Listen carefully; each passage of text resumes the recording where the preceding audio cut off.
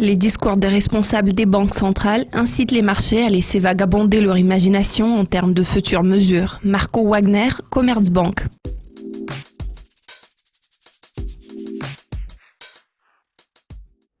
Marco, c'est une semaine de travail réduite sur plusieurs marchés et le volume de trading pourrait être léger dans les jours qui vont suivre. Comment pouvez-vous caractériser le climat qui règne sur le marché après les réunions de la BCE et du FOMC ? Les marchés sont en train de digérer les informations reçues et semblent être indécis par rapport au comportement de la BCE qui a poussé le DAX vers le haut et puis a stimulé sa chute. Entre-temps, il a regagné du terrain perdu et a grimpé de 10 000 points. La mention du fait qu'il pourrait y avoir plus de mesures de relance a également contribué à améliorer le climat général.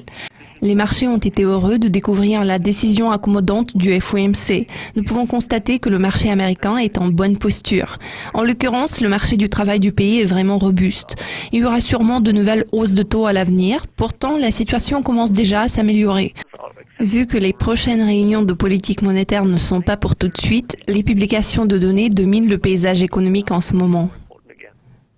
Les marchés surveillent attentivement les déclarations des hauts responsables de la Fed et de la BCE. La BCE a clairement fait comprendre qu'elle pourrait réduire davantage le taux de la facilité de dépôt si nécessaire, ce qui confirme le mécontentement de la Banque centrale provoqué par le rebond récent de la monnaie unique. Marco, pourquoi la BCE parle-t-elle déjà d'éventuelles démarches supplémentaires si les mesures récemment annoncées n'ont même pas encore été mises en œuvre ? Le programme de relance ne marche pas vraiment. Cela est confirmé par le taux de croissance au sein de la zone euro. Les données sur les prêts bancaires au secteur privé ne sont pas encourageantes. L'euro ne cesse de se raffermir au lieu de devenir plus faible. D'autre part, apparemment, il devient de plus en plus difficile pour M. Draghi d'obtenir la majorité nécessaire des voix en faveur des mesures supplémentaires de grande envergure. Les mesures de moindre ampleur ne feraient que décevoir les marchés. Ainsi, les discours des membres de la BCE alimentent les fantasmes des marchés sur plus de mesures. Les actions asiatiques se sont retrouvées sous pression à l'ouverture des échanges lundi. Mardi, nous avons découvert les PMI de certains pays et les données sur le climat économique en Allemagne. Jeudi, la Turquie va prendre le relais et décider du sort de ses taux d'intérêt.